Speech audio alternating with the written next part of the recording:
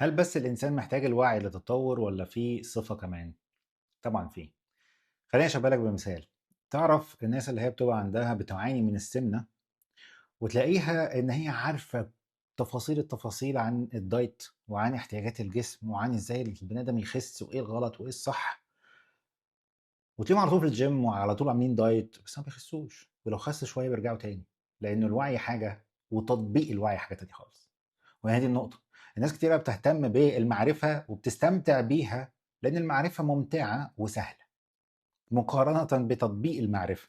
زي دكتور الجامعة اللي هو يعني بيفهم كويس قوي في البيزنس، في يعني إدارة الأعمال والكلام ده كله، بس عمره ما عنده فتح بيزنس، عمره ما عنده شغل بتاعه هو الخاص، ما عندوش. فبالتالي هو عنده معلومات بس ما عندوش المهارات لتطبيقها. فنقطة إن الإنسان بيتطور إزاي؟ بيتطور إن هو يكون عنده وعي يستخدمه. ما استخدمش الوعي مش هتطور، هي مجرد معرفة. فالاتنين بيكملوا بعض. جاوبتك؟